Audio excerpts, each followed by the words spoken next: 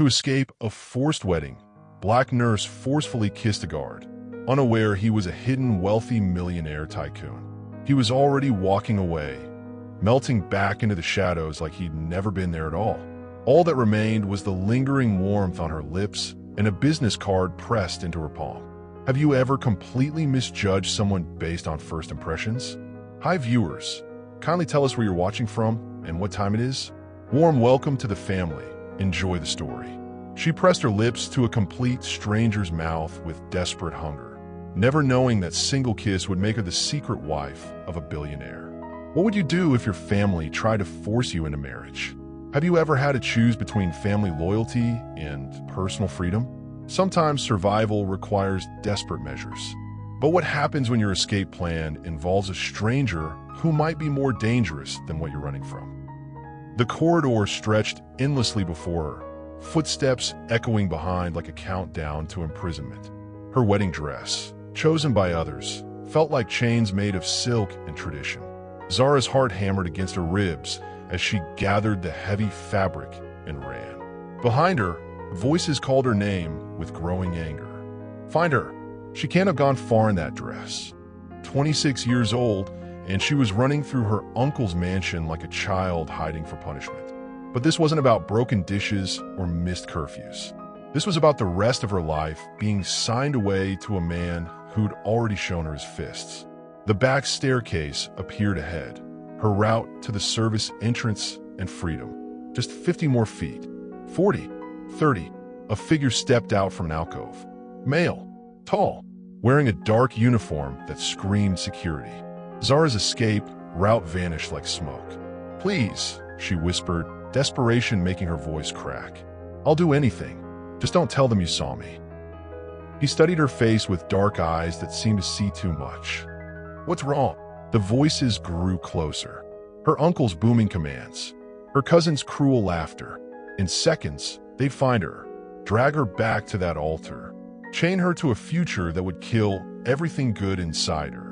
Without thinking, without planning, without asking permission, Zara grabbed the security guard's face and kissed him hard. The world stopped. His lips were warm, firm, completely still with shock for one heartbeat. Then his hands came up to her waist, not pushing her away, but holding her steady. The kiss that started as performance became something else entirely. Electric, desperate, real. Her hands fisted in his uniform shirt. His arms circled her waist like he was protecting something precious. They were both breathing hard when she finally pulled back. The voices had passed, heading toward the main stairs. They bought her time, but what cost? Thank you, she whispered, trying to step away. His grip tightened slightly. Wait, he said, his voice carrying an authority that made her look up. In his eyes, she saw something that made her heart race for entirely different reasons. Not fear this time, something that felt dangerously close to hope. Who are you running from? Everyone, she admitted before she could stop herself. My family, a marriage I never agreed to, a life that isn't mine. He reached into his pocket and pulled out a phone. I can call the police. No, the word came out sharper than she intended. They'll just send me back. My family, they have connections. Money talks louder than one woman's voice. Something shifted in his expression. Understanding, maybe, or recognition of a truth he'd seen before. Then what do you need? The question hung between them like a lifeline. What did she need? Time. Distance. A miracle. I need to disappear, she said. At least until I can figure out my next move. He was quiet for a long moment, studying her face in the dim light. Then he did something that changed everything. He smiled.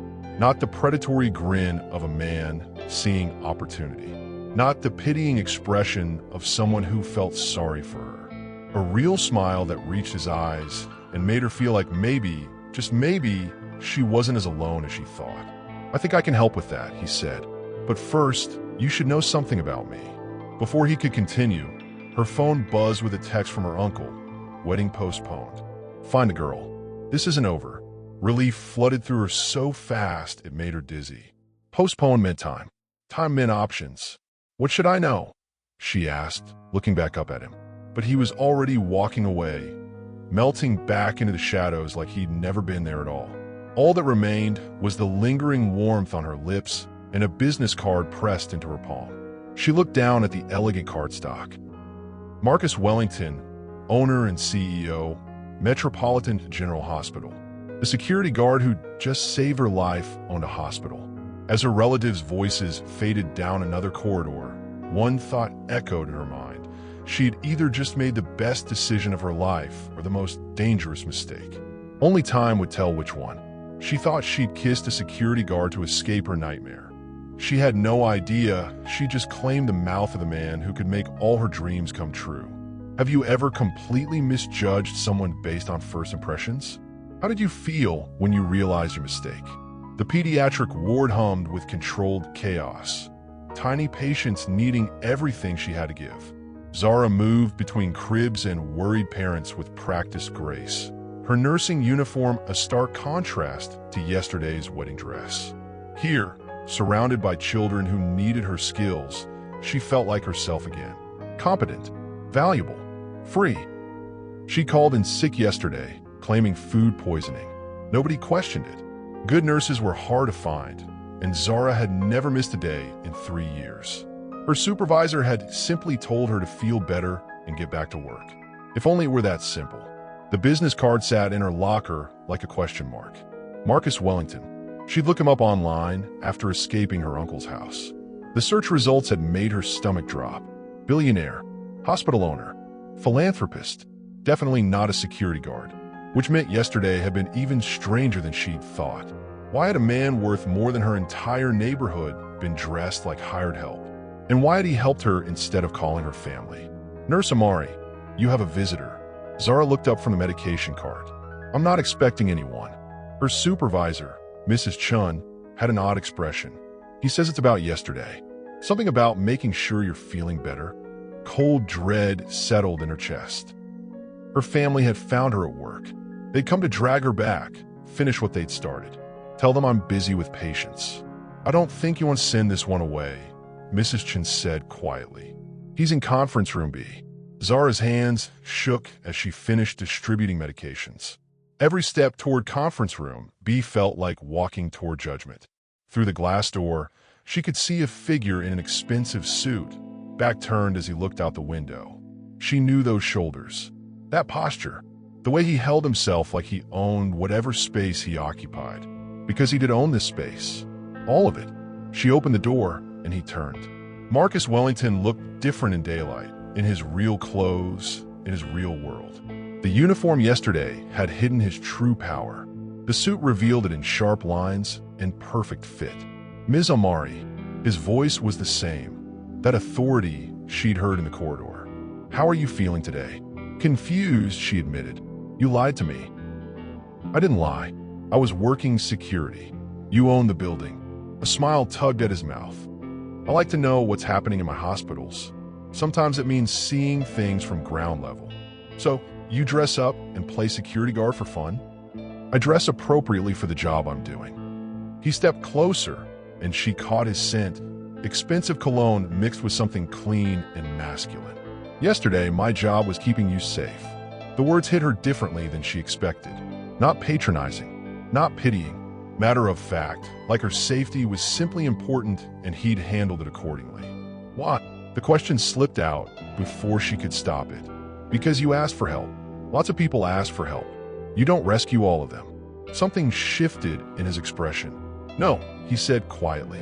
I don't. The silence stretched between them, loaded with questions she didn't dare ask. Why her? Why yesterday?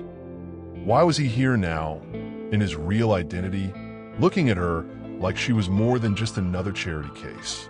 I came to check on you, he said finally. Make sure you were safe, that your family wasn't causing problems.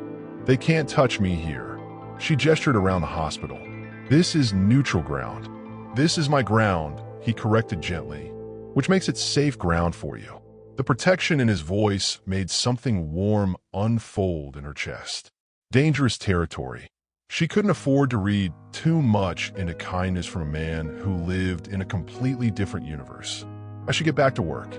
Of course. He moved toward the door, then paused. Zara, her name sounded different when he said it. Softer, more personal. Have dinner with me tonight. The words hung in the air like a challenge, or an invitation, or a test she wasn't sure she wanted to pass or fail. Why? She asked again. Because I can't stop thinking about yesterday, about you, about that kiss. Heat flooded her cheeks. She tried not to think about the kiss, the way his hands had felt on her waist, the way he tasted like coffee and possibility. That wasn't real, she said quickly. It was just survival. Maybe, he said, but I'd like to find out. When he appeared in the break room at shift change, she nearly dropped her coffee.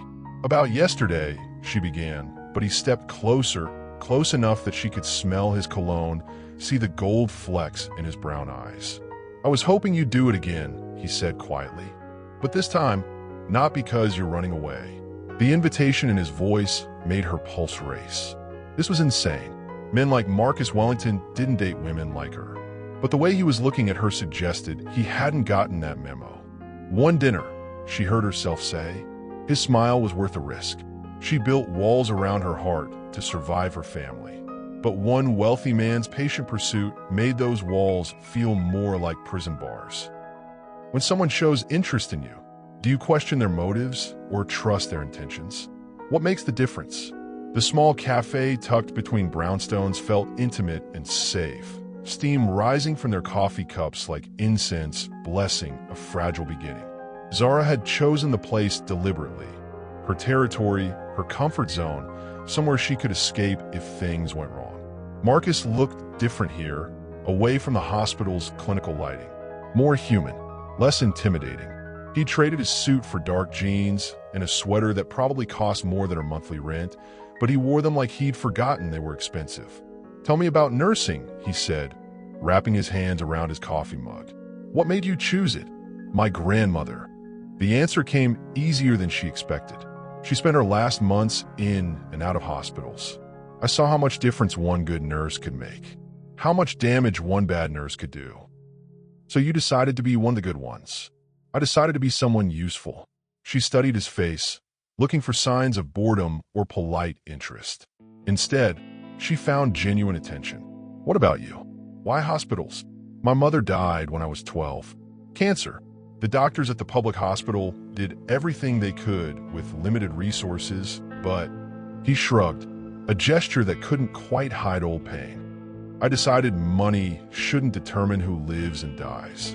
The admission surprised her. She'd expected silver spoon stories, inherited wealth, problems she couldn't relate to. Instead, he'd given her something real, something that explained the man in the security uniform who'd helped a stranger without question. I'm sorry, she said softly. It was a long time ago. He leaned forward slightly, but it shaped everything that came after, including yesterday. Yesterday was just fate, he finished. Timing, whatever you want to call it. The right person in the right place at the right moment. Heat crept up her neck. You don't know anything about me. I know you're a pediatric nurse who works double shifts to afford your apartment in Brooklyn. I know you send money to your mother in Queens, and you've never taken a sick day in 3 years. I know you volunteer at the free clinic on weekends, and you've been saving for nursing school to get your master's degree. She stared at him. How do you? I pay attention to good employees. Exceptional ones get my personal attention. So, this is about work? No. The word came quick and firm. This is about the woman who kissed me like her life depended on it, and then looked at me like she'd never done anything so crazy in her life. The memory of that kiss hung between them, electric and impossible to ignore. She tried to convince herself it meant nothing, but sitting here with him, feeling the pull of his attention like gravity, she knew she'd been lying to herself. Her phone buzzed against the table. A text from her uncle. Wedding is this weekend. No more delays. The words hit her like ice water. All the warmth, all the possibility of the last hour vanished.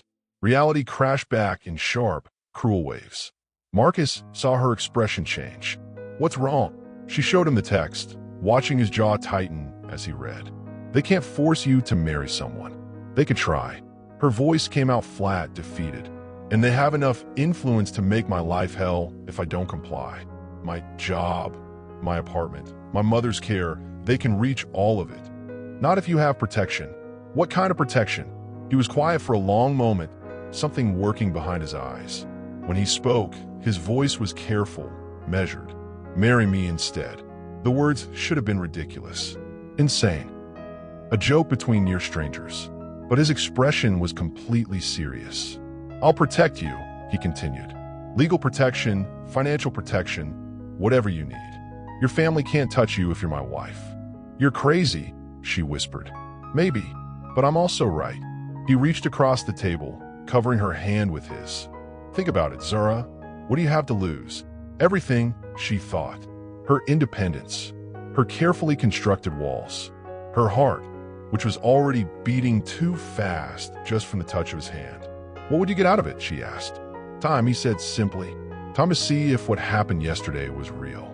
Time to find out if this, he gestured between them, is worth exploring. Where her phone buzzed with a text from her uncle. Wedding is this weekend. No more delays. Marcus saw her face go pale. Marry me instead, he said simply. I'll protect you.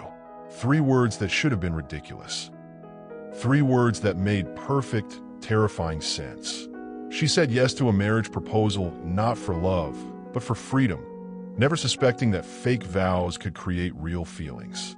Could you enter a marriage of convenience and keep your emotions out of it?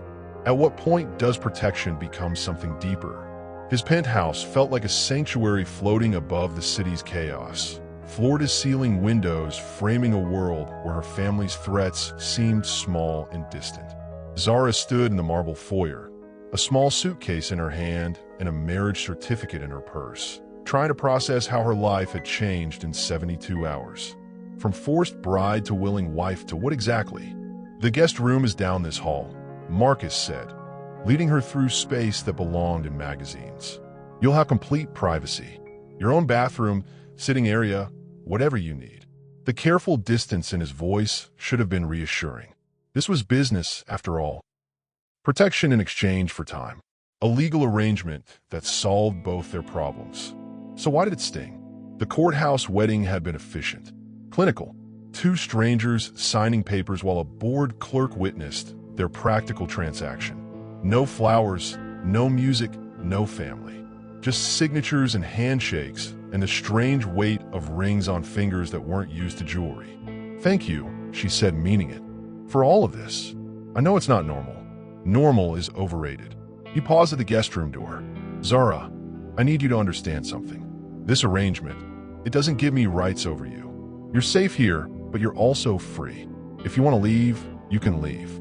If you want to change the terms, we'll change them. The careful respect in his voice made her chest tight. When was the last time someone had asked what she wanted instead of telling her what she owed? What if my family tries to challenge this? Let them try.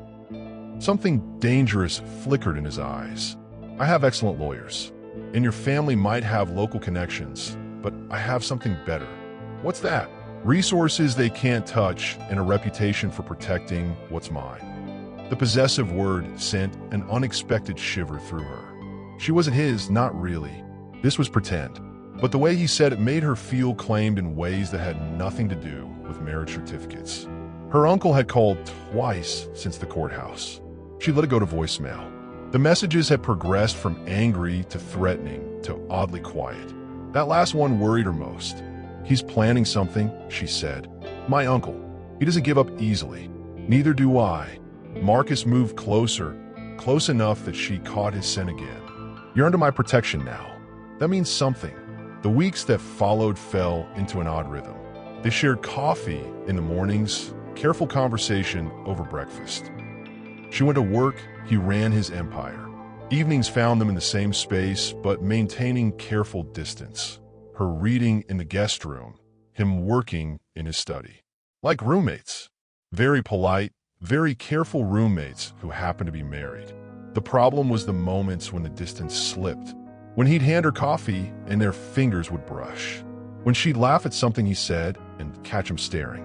When they'd both reach for the remote and end up too close on the sofa, electricity crackling between them like a live wire. 3 weeks into their arrangement, she found him in his study at midnight, shirt sleeves rolled up, reading pediatric medical journals. Research for the new children's wing, he explained when she questioned him. I want to make sure we have the best equipment, the right layout. You work with these patients every day. What would make the biggest difference? That's when she realized he wasn't just protecting her. He was learning her world, trying to understand what mattered to her, what she cared about, how he could make her professional life better. It should have felt like charity. Instead, it felt like partnership. "Marcus," she said softly. "Yeah, this doesn't have to stay just an arrangement. Not if you don't want it to." The choice was hers. The power was hers. For the first time in her life, someone was asking what she wanted instead of telling her what she owed.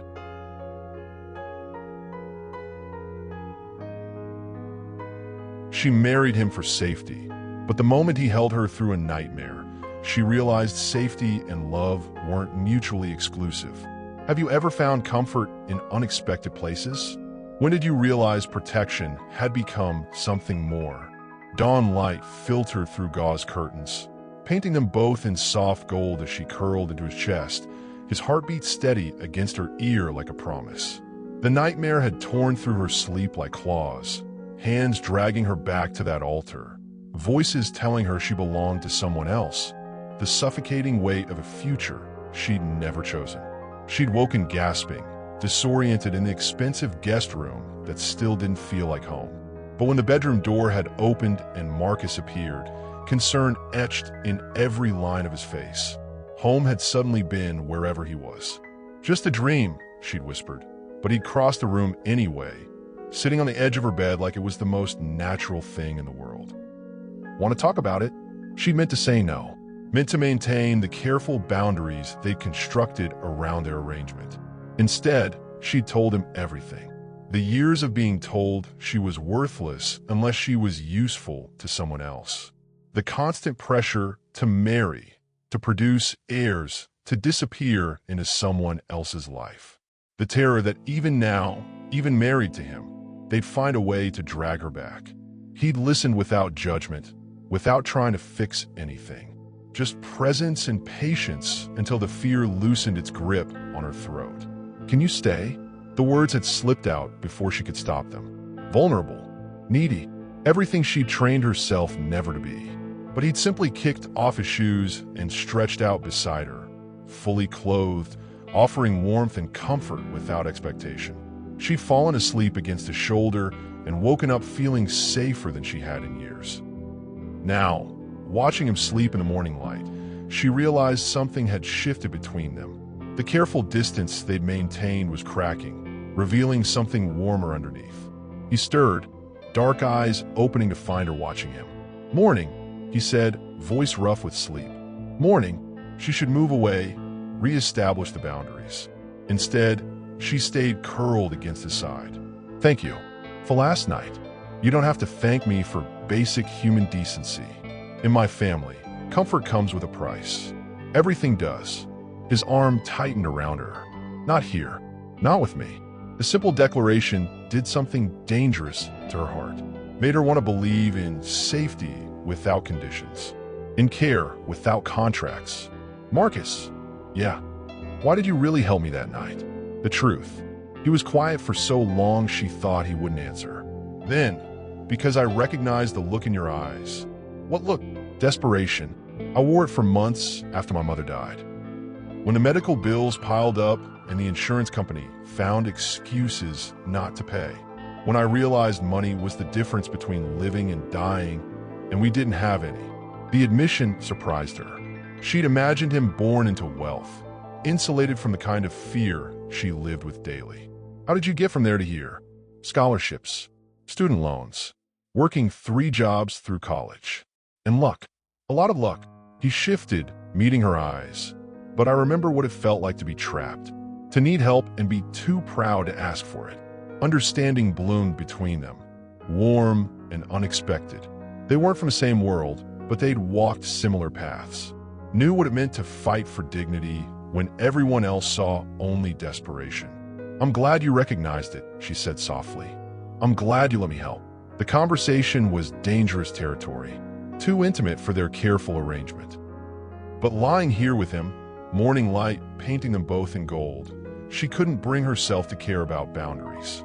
As she dressed for work that morning, he caught her hand. "Zara," he said, her name soft on his lips. This doesn't have to stay just an arrangement.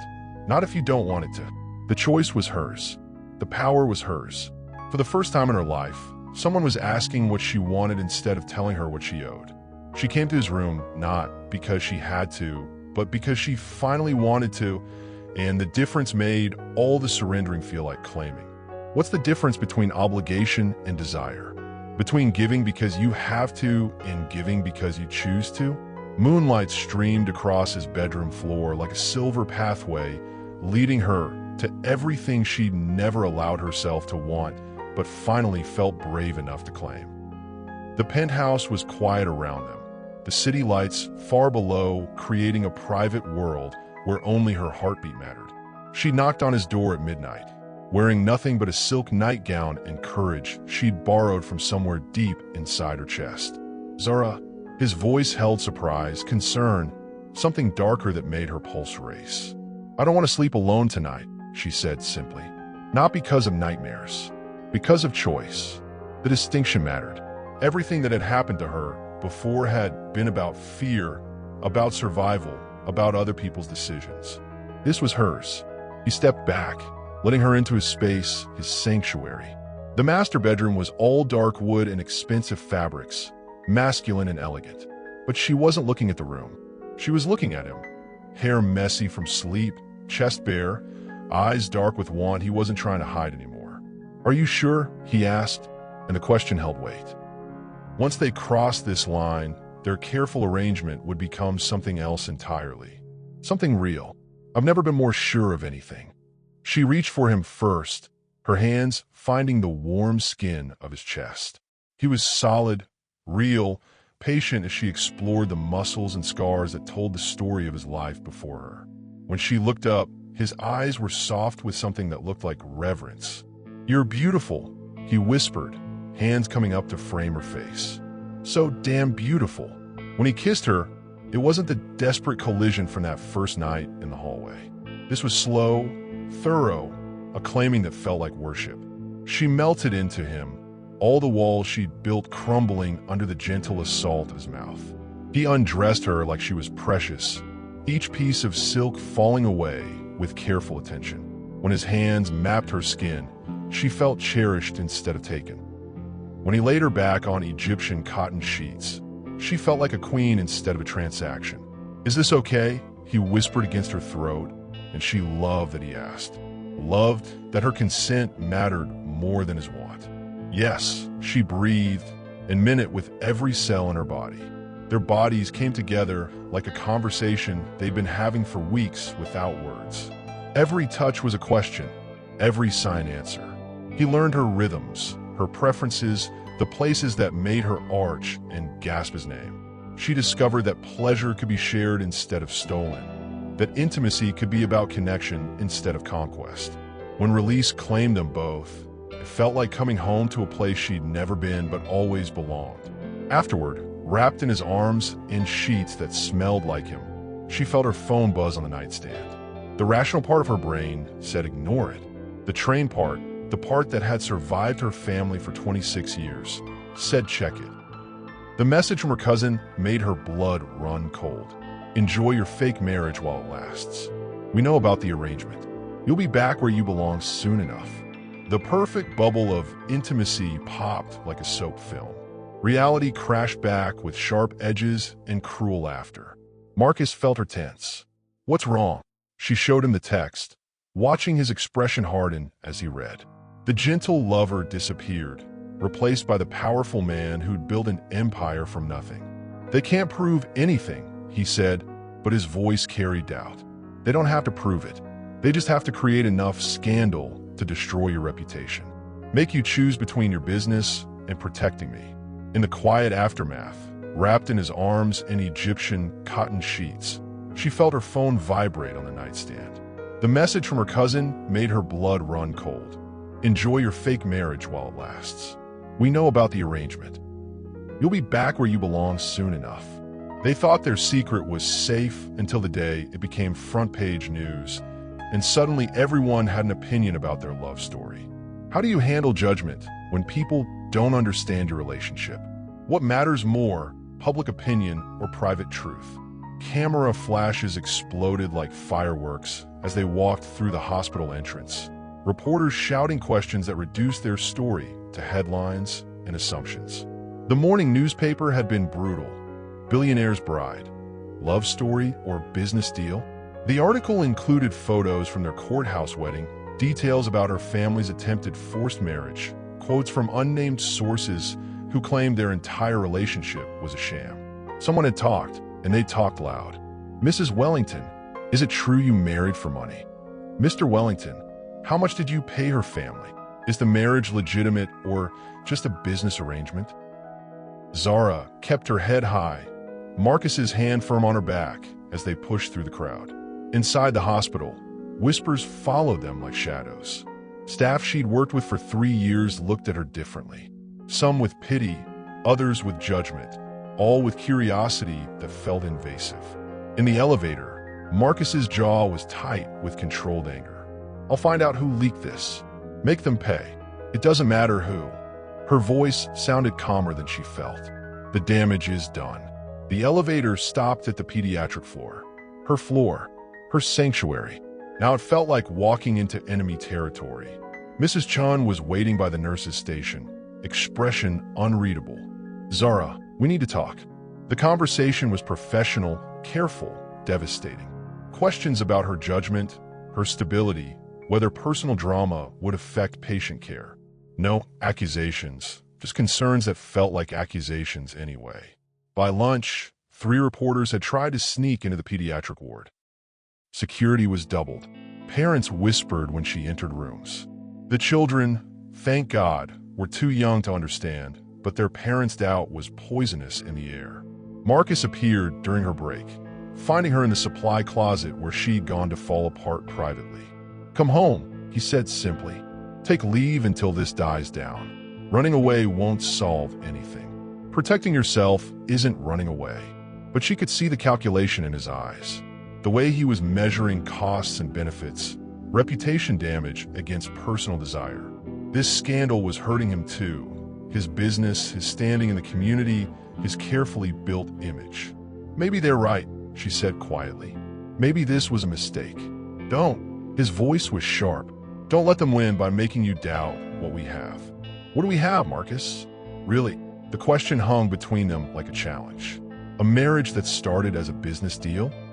A relationship built on your need to rescue someone and my need to be rescued. The doubt in her voice cut deeper than any newspaper headline. When they got home that evening, the building's lobby was full of photographers. The doorman had to escort them to the elevator while cameras flashed and voices shouted questions.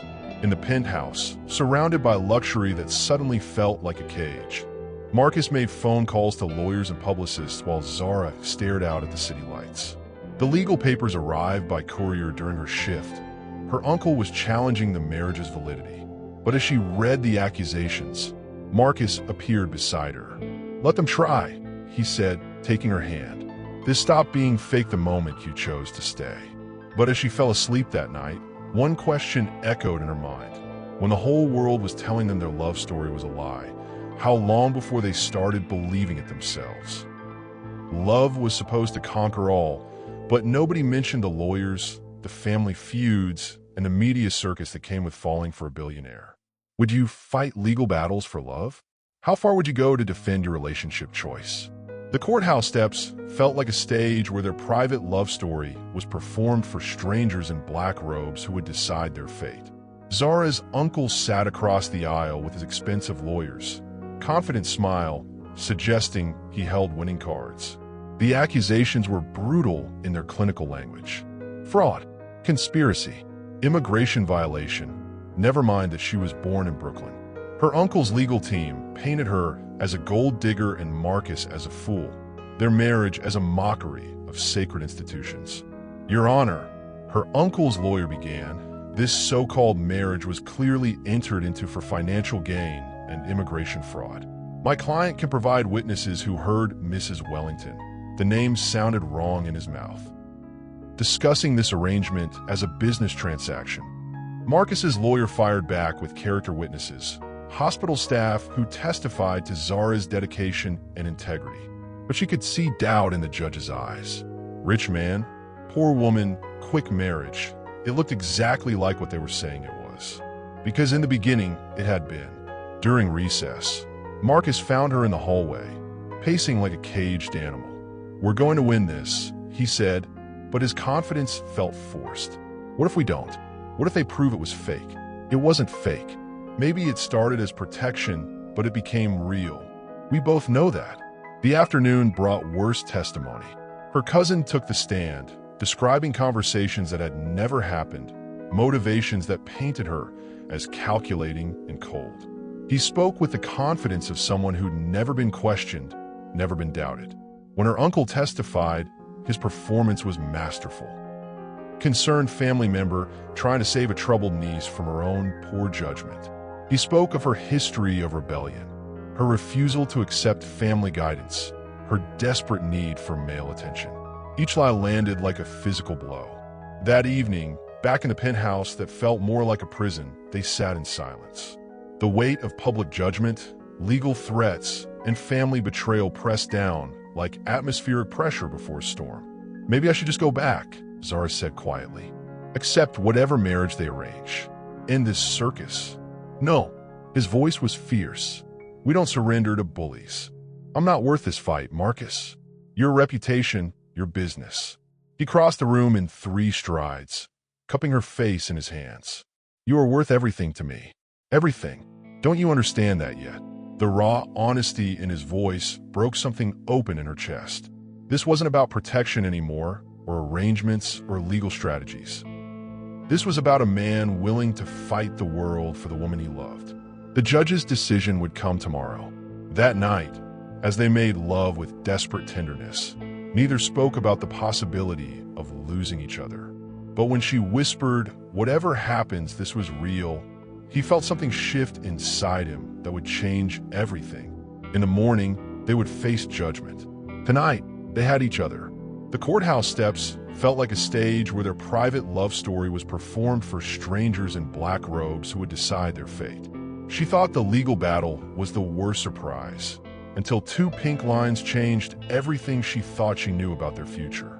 How do unexpected life changes strengthen or challenge relationships? What would you do if surprise news changed everything? The pregnancy test sat on the marble bathroom counter like a tiny oracle, 2 pink lines rewriting the story of their marriage from arrangement to destiny. Zara stared at the plastic stick, heart hammering against her ribs so hard she thought it might crack them. Pregnant.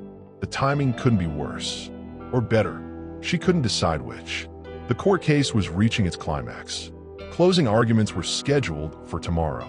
The media circus had reached fever pitch, with reporters camping outside their building and analyzing every photograph for signs of marital strain. And now this. She thought about the night everything had changed between them. The choice she'd made to go to his room, to claim what she wanted instead of accepting what she was given. They'd been careful after that first time, but careful wasn't perfect. Life had a way of happening despite best intentions. The bathroom door was locked, but she could hear Marcus moving around in the bedroom, getting dressed for another day of legal warfare. Soon he'd knock, ask if she was okay, offer coffee and gentle encouragement like he had every morning since this nightmare began. What would she tell him? The pregnancy complicated everything. If the court ruled their marriage was fake, what happened to a baby conceived in fake love? If they won, was it because of legal strategy or biological evidence? She thought of her uncle's satisfied smile, the way he'd spoken about her desperate need for male attention. What would he say when he learned she was carrying Marcus's child? That she trapped a billionaire with the oldest trick in the book? The worst part was the tiny voice in her head wondering if that's exactly what she'd done. No. She pressed her hands against her still flat stomach, trying to find certainty in the gesture. This baby had been conceived in love, not calculation. In choice, not desperation. But would anyone believe that? A soft knock interrupted her thoughts. "Zara? You've been in there a while. Everything okay?" She looked at herself in the mirror. Same face, same eyes, but everything had changed. The woman looking back at her was going to be a mother. The question was whether she'd be a married mother or a single one. "Fine," she called back. "Just processing." When she finally emerged from the bathroom, Marcus was sitting on the edge of the bed, concern etched in every line of his face. He looked up at her, and something in her expression made him go very still. "What's wrong?" His voice was careful, like he was afraid of the answer. She held up the pregnancy test, watching his eyes go wide as he processed what he was seeing. For a long moment, neither of them spoke. The test sat between them like a bridge or a chasm. She couldn't tell which. Then his face broke into a smile, so bright it could have powered the city. "Really?" he whispered. "Really?" He crossed the room in 2 strides, pulling her into his arms like she was made of spun glass and precious metals. When he kissed her, she tasted joy and wonder and something that felt suspiciously like forever. When she told him about the pregnancy, his reaction surprised them both. Not shock or panic, but immediate joy that illuminated something she'd suspected but not dared hope. He loved her, really loved her. The question was whether that love could survive what she had to tell him next. She thought escaping one forced marriage was her only secret, but the past has a way of demanding payment when you least expect it. Can love survive difficult revelations about the past? What makes the difference between judgment and acceptance in relationships? The sonogram image lay between them on the kitchen table, their first glimpse of the future they'd created not from obligation, but from the choice to love. The tiny form on the grainy photo looked like a being with a heartbeat, but to Zara it represented everything she'd never dared to hope for. Marcus couldn't stop touching her, not sexually, but constantly. Hands on her shoulders, fingers brushing her hair, palm resting on her still flat stomach like he was protecting something precious. The pregnancy had transformed him from careful protector to fierce guardian overnight. "We need to tell the lawyers," he said, studying the ultrasound photo with wonder. "This changes the case completely." "Does it?" The question came out sharper than she intended. "Or does it just make everything look more calculated?" The doubt in her voice made him look up. "What do you mean?" She'd been dreading this conversation since she'd seen those 2 pink lines. There were things about her past, about why her family's pressure had been so intense, that she'd never told him. Things that will make sense now, but might change everything between them. "There's something I need to tell you about why my uncle was so desperate to marry me off." His expression grew careful. "Okay, it wasn't just about controlling me. There was..." She took a breath, steeling herself. "There was a clause in my grandmother's will, about my inheritance." "What kind of clause?" "She left me everything. The house in Queens, some investments, enough money to be truly independent. But only if I married before my 27th birthday. If I didn't, everything went to my uncle." Marcus went very still. "When's your birthday?" "Next month." The silence stretched between them like a fault line. She could see him processing, calculating, realizing that her desperate escape had been about more than just avoiding an abusive husband. It had been about claiming an inheritance that would set her free forever. "So marrying me," he said slowly, "gets me the money, yes. But Marcus, that's not why I..." "How much money?" The question hit like a slap. "Does it matter?" "It matters to the court case. It matters to your uncle's motivation. It matters to whether you believe I've been using you this whole time." The accusation hung in the air like smoke. She could see him struggling, the businessman in him calculating odds and motivations while the man who loved her fought against doubt. $2 million, she said quietly. "The inheritance is worth about $2 million. His face went blank. Professional. The same expression he wore during hostile business negotiations. "You should have told me." "I know. I wanted to, but you were afraid I'd realize you had your own reasons for accepting my proposal." The hurt in his voice cut deeper than anger would have. She'd protected herself by keeping secrets, but in doing so, she'd wounded the one person who'd only tried to protect her. "I fell in love with you," she said desperately. "The money, the inheritance, none of that matters now." The court ruling arrived the same day as her first ultrasound appointment. As they sat in the waiting room, his hand on her growing belly, she realized they were no longer just protecting themselves from the past. They were building something entirely new. But first, they had to survive the truth. ready for the final 5 chapters, 11 to 15, to complete the 8,000-word target. The foundation is perfectly set for the resolution, family building, and triumphant conclusion. Marcus found her in the nursery they'd started preparing. 3 months pregnant, and she was already picking out tiny clothes. Her hands moved over a yellow onesie with delicate care. "You know, we could find out the gender," he said from the doorway. "I like the mystery." She turned, and he saw something different in her eyes. Peace. "Besides, I've got bigger things to worry about." The court case was next week. Uncle Robert had hired 3 lawyers. Marcus had hired 5, but money couldn't buy what really mattered, the truth. The judge called today. Marcus said, "He wants to interview us separately." Her hand went to her belly. "What kind of questions?" "Personal ones. About how we met, why we married, whether we—" He stepped closer. "Whether we love each other. Do you think love can survive when the whole world is watching? When lawyers are digging through your private moments like they're evidence in a crime?" She walked to him, placed her palm against his chest. "What will you tell him?" "The truth." His voice was steady. "That I married you to protect you. That I stayed because I love you. That this baby—" He covered her hand with his. "This baby is the best thing that's ever happened to me." She kissed him then, soft and sure. Outside, photographers still camped at their gates. Inside, they were building something no camera could capture. "I want to show you something," she said. She led him to the guest bedroom. Inside, she'd set up a small office. Medical journals stacked on a desk. Laptop open to online courses. "I'm going back to school," she announced. "Nurse practitioner program. I want to open a clinic someday. For people who can't afford fancy hospitals." Marcus stared. She was already successful, already respected, but she wanted more. Not his money, her own dreams. "The baby won't stop that?" he asked. "The baby will make it mean more." Her smile was fierce. "I want our child to see that love isn't about depending on someone. It's about choosing them every day." That night, they made love like they were sealing a promise. Tomorrow would bring lawyers and judges and questions.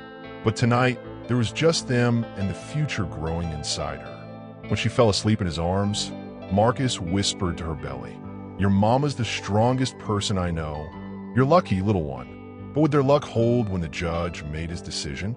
The contractions started during the court hearing.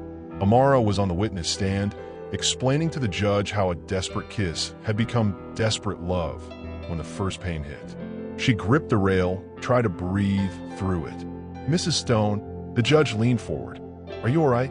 Marcus was on his feet before she could answer. "We need to get to the hospital. Now."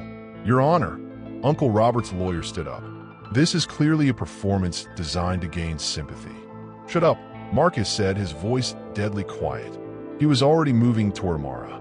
"Just shut up." The ride to the hospital was the longest 15 minutes of Marcus's life. Amara's face was white with pain, her hand crushing his fingers with each contraction. "Too early," she kept whispering. "It's too early." "Hey," he made her look at him. "Remember what you told me that first night? You're stronger than you know. Our baby is too." The emergency room erupted into action. Nurses who'd worked with Amara for years suddenly saw her differently, not as their colleague, but as their patient. The woman who'd saved so many lives now needed saving herself. Have you ever noticed how everything else becomes background noise when someone you love is in danger? How the rest of the world just stops? Dr. Chun took charge. "We're looking at a premature birth. 34 weeks. The baby has a good chance, but we need to move fast." In the delivery room, Amara pushed with everything she had. Marcus held her hand, whispered words of strength, watched the woman he loved fight for their child. "I can see the head." Dr. Chun called out. "One more push." And then, crying. Tiny, angry, beautiful crying. "It's a girl," the doctor announced, placing the smallest human Marcus had ever seen on Amara's chest. Their daughter was no bigger than his hand. Tubes and wires covered her tiny body. But her eyes, when they fluttered open, were Amara's eyes. Dark and determined and absolutely perfect. "Hi, baby girl," Amara whispered, tears streaming down her face. "Mama's here." Marcus couldn't speak, couldn't breathe. This tiny person was his. Theirs. "What's her name?" the nurse asked. Marcus and Amara looked at each other. They talked about names, but somehow this little fighter deserved something special. Amelia, Amara said softly. It means brave. Amelia Stone, Marcus repeated, his voice thick with emotion.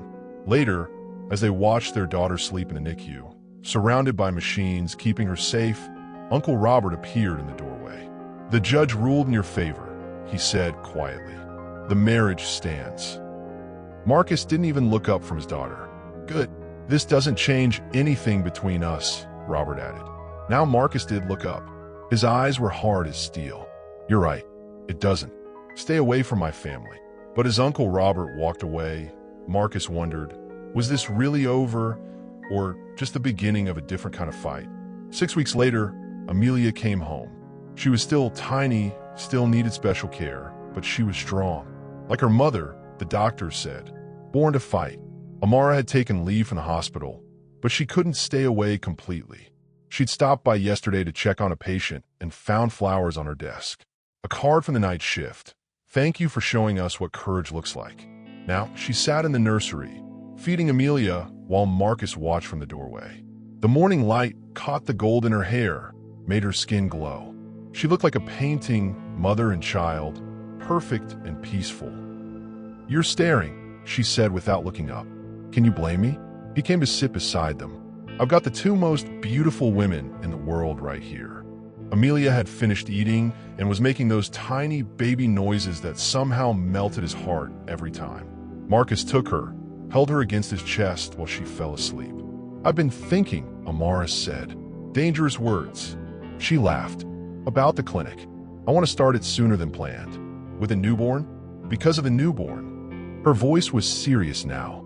When Amelia was in the NICU, I met so many families who couldn't afford the care their babies needed. One mother was working 3 jobs just to pay for her son's medication. Do you know what it's like to have everything you need while watching others go without? How guilt and gratitude can exist in the same heartbeat. Marcus studied her face. She had that look again. The one that meant she'd already made up her mind and was just being polite by discussing it. Where would you put this clinic? He asked. Downtown, near the bus lines, where people can actually get to it. And funding. She hesitated. Here it was, the thing they'd been dancing around for months.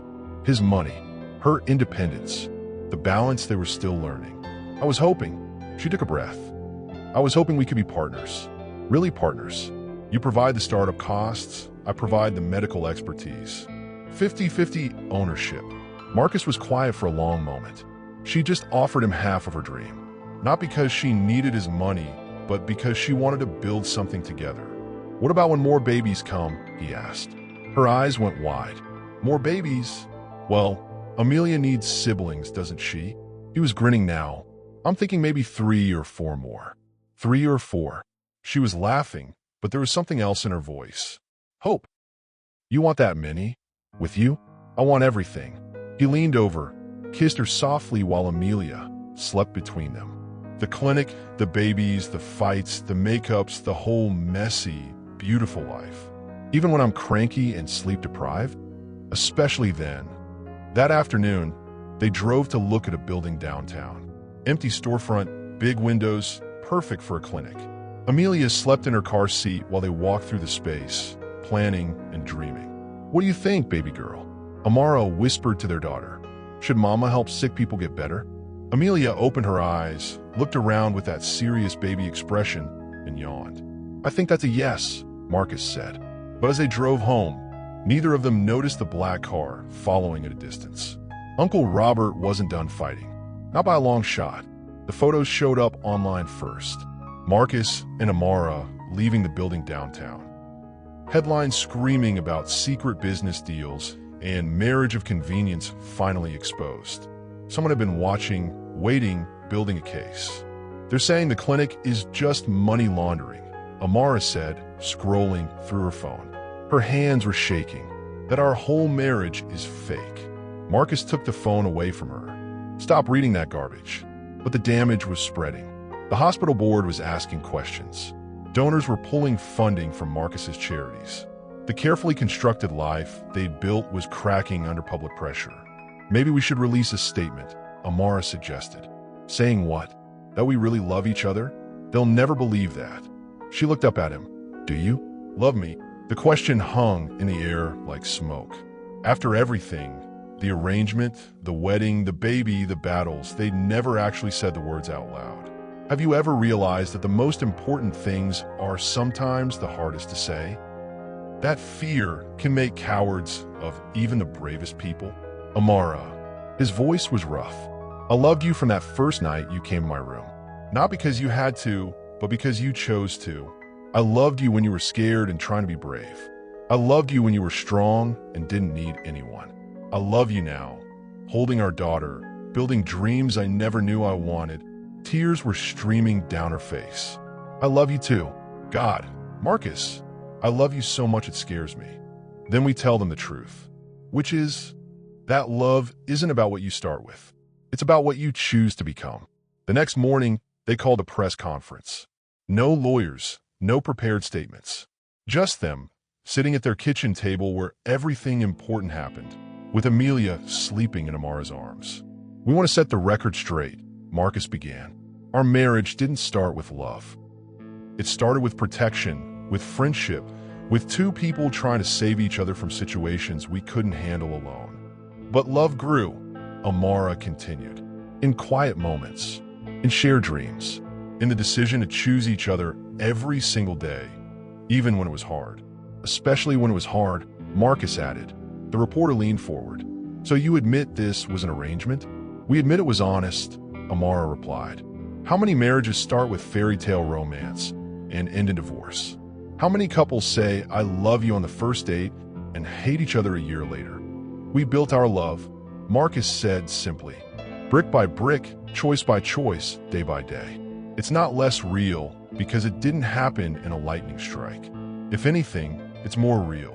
What about the money? Another reporter asked. The inheritance clause? Marcus pulled out a legal document. This is my will. Everything goes to Amara and our children. Not because of any clause or contract, but because they're my family. The people I choose to love and protect for the rest of my life. The questions continued, but the tone had shifted. These weren't just rich people playing games. This was a man and woman who'd found something real in the middle of something complicated. Later that night, curled up in bed with Amelia between them, Amara whispered, Do you think they believed us? Does it matter? Marcus asked. We know the truth. But truth, as they were about to discover, was more complicated than either of them realized. The second pregnancy test showed up positive on a Tuesday morning in spring. Amelia was 8 months old, crawling everywhere and getting into everything. The clinic had been open for 2 months and was already seeing 50 patients a week. Life was full and busy and exactly what they dreamed it would be. Amara stared at the little pink lines, her heart pounding. Marcus, she called from the bathroom. He appeared in the doorway, Amelia on his hip, both of them covered in the oatmeal that was supposed to be breakfast. What's wrong? He asked. She held up the test. His face went through about 6 different expressions before landing on pure joy. Really? Really? He set Amelia down. She immediately crawled toward the toilet paper roll and pulled Amara into his arms. How do you feel about having 2 babies? Terrified, excited, like we're the luckiest people alive. They were. The media attention had died down after the press conference. Uncle Robert had finally given up his legal challenges and moved to Florida. The clinic was thriving, and Amara was already planning to expand services. Most importantly, they were happy. Not the desperate happiness of people trying to convince themselves, but the quiet, steady happiness of people who'd found their place in the world. Boy or girl? Marcus asked, his hand on her still flat belly. Boy, she said without hesitation. Amelia needs a little brother to boss around. That afternoon, they told Amelia she was going to be a big sister. She responded by trying to eat Marcus's shoe, which they took as approval. We should celebrate, Marcus said while Amelia napped. Dinner somewhere fancy? Or, Amara had that mischievous look in her eyes. We could recreate our first date. Hospital cafeteria food and arguing about your job? I was thinking more about what happened after. They made love that afternoon with the spring sunshine streaming through their windows and their daughter sleeping peacefully in the next room. 2 years ago, Amara had kissed a stranger to escape an unwanted future.